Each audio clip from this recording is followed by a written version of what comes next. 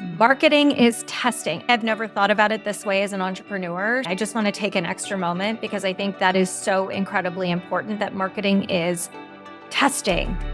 It is a testing ground to see how something lands or it doesn't.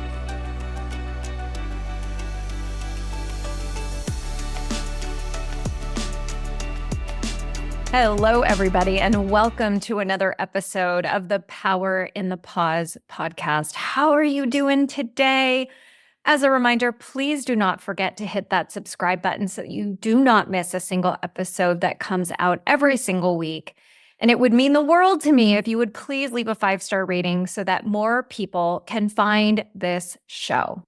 And without further ado, I want to say thank you again for joining me in today's episode because I am here with my friend, Melanie Benson. Hello, Melanie. How are you? I'm fantastic. I am so excited about our conversation today.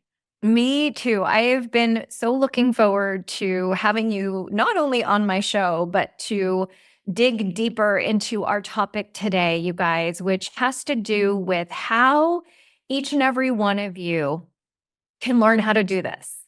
And Melanie's going to break it down for us, and it's going to be way more simple than you have been making it out to be. And that is how it is that a lighthouse message can actually help you break free from the best kept secret syndrome. So let me share a little bit more with you all about Melanie today. So Melanie is an authority amplifier for expert-preneurs and has been doing this work since 2000. And she shows experts how to craft a lighthouse message and its reach by borrowing other people's podcasts to reach 5 to 6 figure months. She is the host of the top 1.5% podcast, Amplify Your Success. She is the author of Rewired for Wealth and Entrepreneur.com's startup guide to starting an information marketing business. And she has also been featured in Authority Magazine, Bloomberg Business Week, Women's Day, and Parenting. Melanie, welcome to the show. I always start out asking my guests the same question because I know that you know how powerful these pause moments can be. And I would love for you to share how it is that you found your power in the pause and how that has led to not only the amazing life that you have created for yourself, but also the business that you lead. Thank you. I love this concept of the pause, that there's power in pausing. And I think it might be helpful to take a step back and look at the Melanie version that started as an entrepreneur and maybe even started at, in her corporate career. If you follow human design at all, I'm a manifester, which means we are wired to accelerate and to, follow these sparks and take big, bold leaps. And part of what that looked like for me for many years is just full on, just jump in, go as fast as I can, always busy, always moving, always trying to accomplish more. And as I started to learn about human design and I started to really learn about my own nervous system and my body's need for rest and recharge, I realized that I was doing myself a big disservice by always being on, always being moving, always like in this pursuit of the next big thing. And I wasn't pausing enough. I wasn't allowing space. And how that translated for me was I would make bad decisions or I would make unaligned decisions out of a place of like, I have to be in motion all the time, that I have to like do all the things. And I had a really challenging 2009, 2010. I had been in business almost a decade and a lot of things I was doing, like I'd built a very successful business, they literally stopped working overnight as we hit a financial crisis in our country. And I actually was forced into a pause.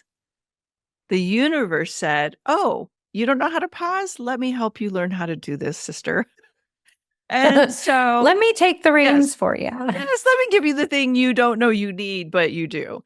And of course, that wasn't my favorite way to learn that skill and to recognize the value of it. But some very powerful things started to illuminate for me as I went from fighting that forced pause into embracing some space to recalibrate who do I really want to be? What's the impact I really want to have on this planet? and a lot of really powerful awarenesses about my own capacity, about my mission on this planet, my my capability, like where my true powers are as a leader, as an influential voice in our community. Like a lot of things started to make sense. And what was not serving me started to fall away. Not always easy, but No. I embraced it. And yeah, it led me to where I am today because I was on a very different business trajectory with my brand and my business and the work I was doing in the world. And even though it was making me great money, it wasn't fulfilling me at the deepest core level. And I think I look at where we're at today as a coaching community, as a world of so many online business owners, and I know it wouldn't have sustained to where we are today and what we need from our mentors and coaches. So I had a decade plus head start on recalibrating for what the world was going to need from me and from coaching, as we entered into the post-COVID years. Yeah. And I think so many of us can relate to, that we all have that moment of pause where the universe does give us, I sometimes refer to it as like the 2x4 hitting us upside the head that we know that we need, but we're like, really? Did it have to come in this way? And I always attribute that to, because there were so many signs before that we weren't paying attention that at that point it was like it had to be that obvious. And so I'm curious to know how it was that in those moments that you realized that teaching other entrepreneurs about how to be more visible and how to use other people's platforms to become visible became your secret, your best kept secret on what you're really good at. Yeah, well, hopefully it wasn't a best kept secret. It was a well-known secret at that point, right? Well, that's a great question because what happened in that pause was I had to reboot my brand because Mhm. in the pause, I literally started to believe I had become obsolete. I felt Interesting. invisible. Like, talk about an ego crisis. Like, I went from being one of the most well-known coaches in our industry of the time and having a very successful seven-figure business to feeling like nothing was working anymore and I was going invisible and collaborations and, people flying in from all over the world kind of came to a screeching halt. And I'm like, okay, what's happening? And then what I realized in that pause was that I had the tools to reboot my brand, to recalibrate my visibility strategy. But when our mindset is in a funk, when we feel like we don't know what we're about, what we want to be known for, what our key message is that's going to light people up, it's really hard to jumpstart out of nothing. And so I literally walked through the process that I teach in I call it like making your ripples. There's a ripple Mhm. making machine we all have. And when we know what we're meant to do, and we have absolute clarity of how we want to be known. And I call it like creating your known for statement. And then we have a lighthouse message. I call it a lighthouse message that informs people around us about what that is. And then we have a wave maker, a way for people to go, oh, I can see that Wendy or Melanie or John or Janet or whatever, whoever you are, what they do and why I need them. When that machine is working, you have a client attraction machine. You have a money-making machine. But what happened for me and what happens for so many people is you have one of those pieces that's not clear and you're Mhm. holding yourself back and you're not in action. You're not being visible. It starts to work. So my secret sauce that got me off the ground in the very first couple of years of running a business in 2000 was I got really good at helping people solve their limited capacity and learn how to leverage their time, their talent, and their energy. And I borrowed other people's stages. I built a network. I learned how to collaborate and connect. I had my own stage. I had other people's stages that we were exchanging visibility. And my business just took off because I had a platform and an audience that somebody else crafted and cultivated and let me borrow the influence they'd already established to share a message that was supporting them. And here's the key: to solve a problem that their host, the person that put on the event or had the platform, that the host created. See, what we don't realize is so many people in their expertise and their wisdom are giving you all of this amazing advice. And at the same time, there's always a new problem that's created. There's a space, there's a gap in terms of what they can do for you and what you need to be able to fully integrate it. And when you can get really good at like leaning into those gaps, you have an instant authority opportunity. You have an instant place to build a lighthouse message and create your ripple making machine so that you're known and you can solve the problems that those people have. So when I rebooted my brand, Wendy, I was like, oh, wait a minute. I've done this before. I already had to come out of invisible. Nobody knew what I did to being a recognized authority in my work, and I can do this again. But now podcasts had become popular.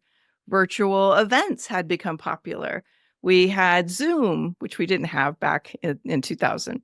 We had new social media opportunities. And so really looking at what are the new platforms that are emerging where people are building an audience, they're creating this loyal listener base. They have community. They have an audience, right?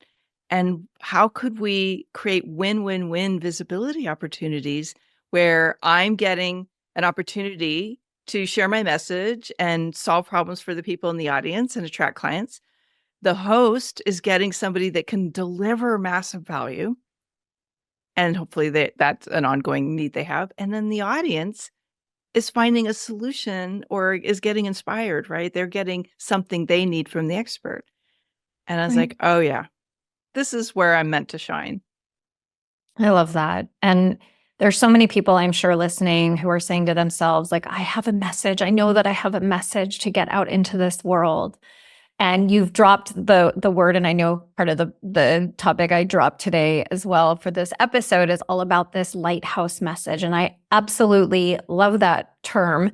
Can you go a little bit further and describe for everybody listening what is a lighthouse message and how have you, both you and the clients that you work with, like how has it helped you and your clients to attract the right shows and virtual stages or real stages for them to stand on and ultimately attract the clients that they're seeking to serve?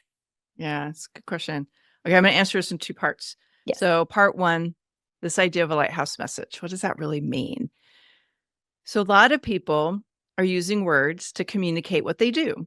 And sometimes that's creating noise or it's just like blending in, right? There's so much noise out there. And there's so many people that sound very similar. When you have a lighthouse message, you're using words that instantly establish why you. You're instantly creating this energetic connection with the people who really could get value from what you do in the world.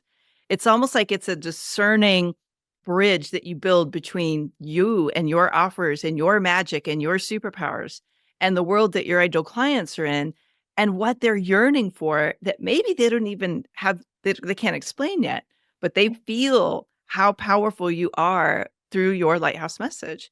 So I like to think of it, it's like a beacon. That's the exact word that popped in my head. I'm like, it's a Yeah. beacon. I love it. I love Yeah, it. it's a beacon. And when you got that light shining bright and it's really clear, it's easy for people to find you. Now, of course, you got to do the work of being visible, which is part two, I think, of your question there. Yes. I'll tell you what a lighthouse message is not, also, really quick. Oh, good. A Yes, lighthouse please. message is not you using the words that your competitors are using and going, they will get it if it sounds like what that other person does.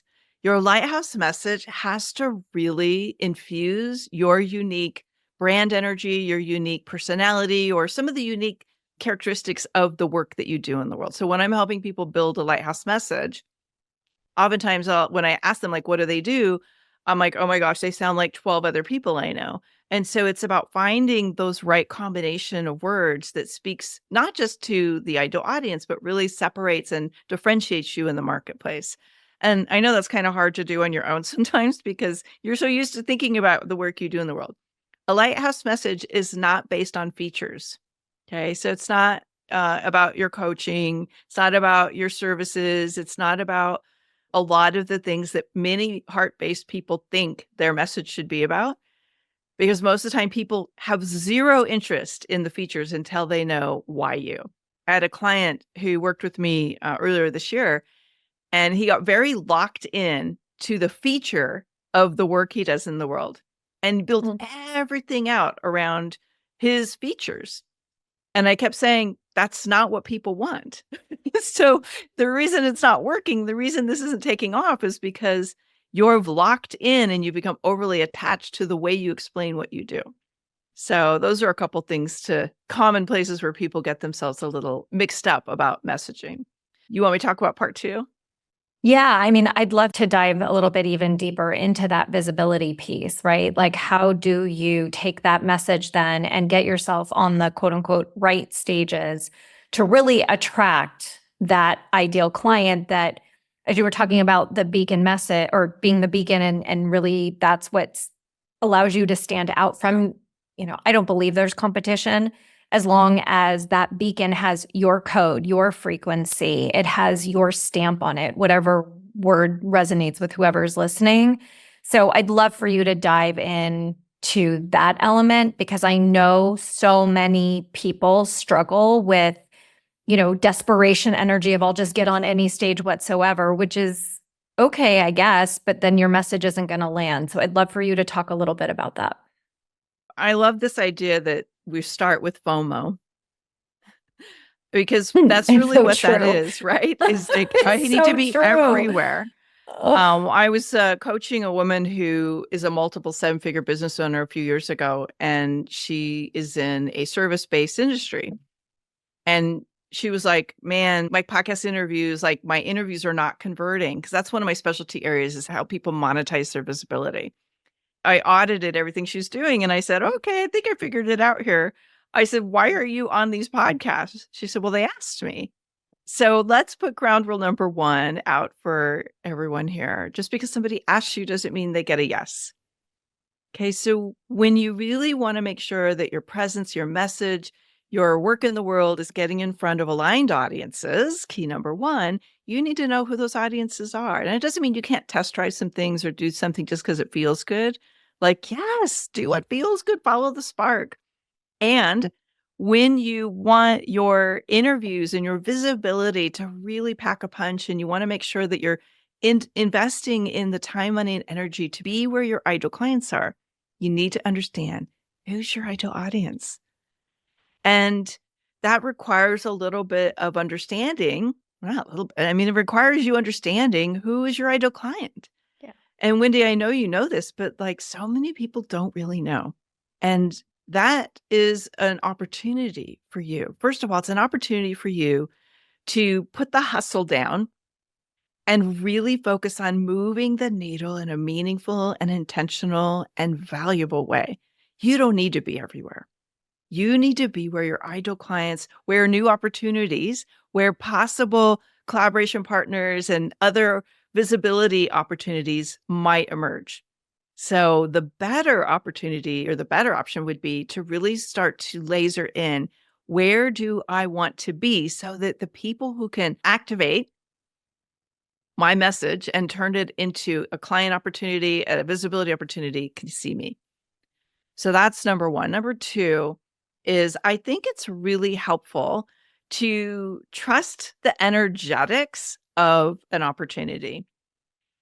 I know you get invited to a lot of opportunities, and I think there's the beginning phase of, like you say, yes to more things. And then there's this phase where you're really secure in what you're doing. Your ripple making machine is working. You're starting to see the returns on your time, money, and energy of being visible, your marketing working.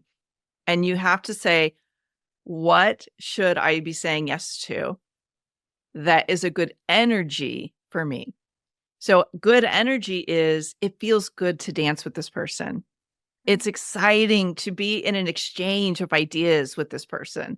I love what they're about and I want more of it, right? And so the collaboration opportunities do better, and you are going to shine brighter when that energy is expansive rather than contractive. And I really believe that a lot of times we put that aside and we just focus on, will there be money? Will there be good visibility? Will I get clients, right?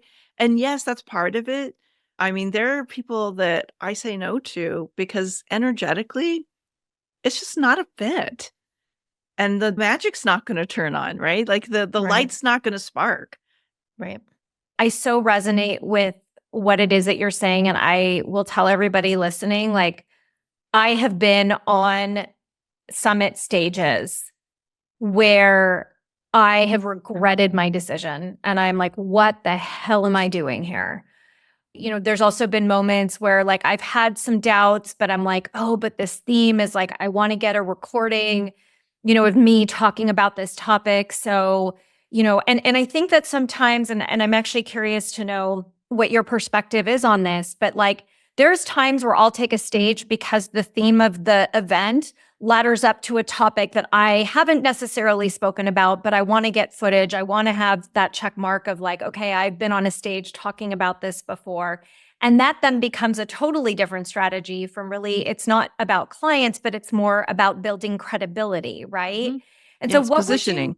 exactly. So what would you say to someone who like, because there have also been times where I'm like, oh crap, why did I do that? But then I'm like, wait a second. I now have like, I'll ask the person for my recording and I'll post it somewhere and it's me talking about a new topic. And then I pivot kind of like my strategy. Yes, it's after the fact, not the best energetically. And at the same time, I find that it also enables me to just kind of, you know, have grace with myself in those moments and see sort of the glass half full instead of berating myself of like having taken the wrong stage.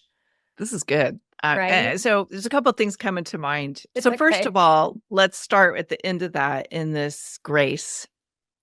I think it helps to remember the marketing mantra that I learned many years ago, that everything is a big test, Yes. Oh my God, I just right? heard that at the event I went to last week. Yes. Yes. Did you guys just hear that? It like landed like a freaking giant stepped in front of me in a room. Mm. Marketing is testing. I'm a marketer. I have a marketing background. That is my background in corporate sales and marketing. And I don't know why I've never thought about it this way as an entrepreneur. So I'm sorry. I just want to take an extra moment because I think that is so incredibly important that marketing is testing.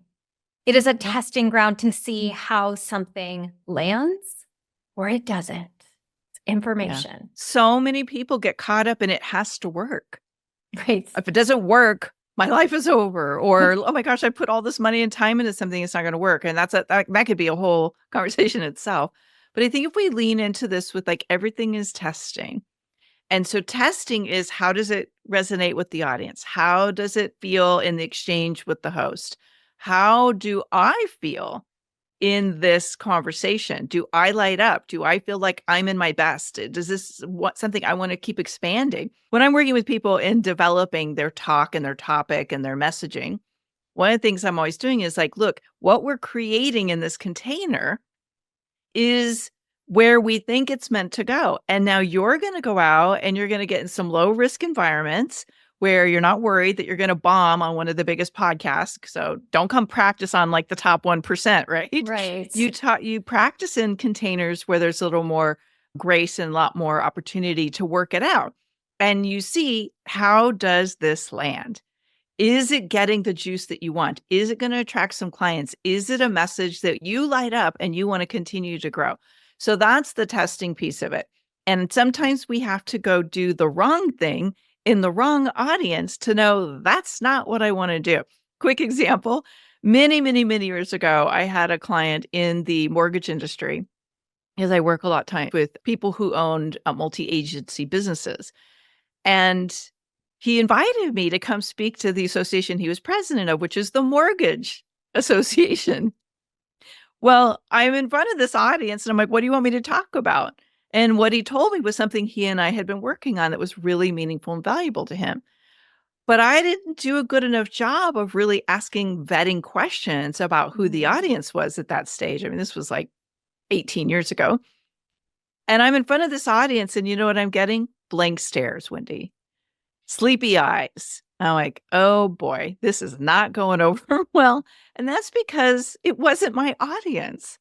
There was nothing they could do with me. There was no offer that was going to move them anywhere. There was no relevance because they were not owners. They were employees. Right. And I'm like, oh, yes, they're not my audience. So when we're testing the audience, we're testing the message, we're testing our energetic response to it. And then as we pull all that information together, we make better decisions about what we say yes to going forward. So remember, you're going to start this with some idea. You're going to be in the refining process. You're going to get more clarity. And then you're going to be in that place where that lighthouse message is so bright and so amplified because that beacon of you is so excited every time you get a chance to be in the conversation. Now, the other part of this, it doesn't mean there won't be variations. Like I talk about lighthouse messaging in so many different ways. Sometimes people want to talk about like how they get it on podcasts. Sometimes they want to talk about, well, how do you actually unlock that lighthouse message? Some people want to talk about it more from the place of how do we be a ripple maker and make good money as an impact-driven entrepreneur, right? So there's different variations of how it all comes together. And you get there, you get more sophisticated with the lighthouse message when you've had a chance to work it through and you have that certainty that comes from it's locked in. I know who I am and I know the words to use, the messaging that helps me communicate it with power and vibrance. Yeah, I love that. And it's making me even think like, okay, so on the flip side, right? I'm sure there's people listening who are like, this freaks me out. I'm afraid to take that first step, right? And so they hesitate because they want to get it right, because they're not sure if this is the right stage or not, right? So what would you say to somebody who is stuck in this, like, I'm hesitant to even say yes to somebody or to do a reach out and say, hey, I want to be on your podcast, let's say.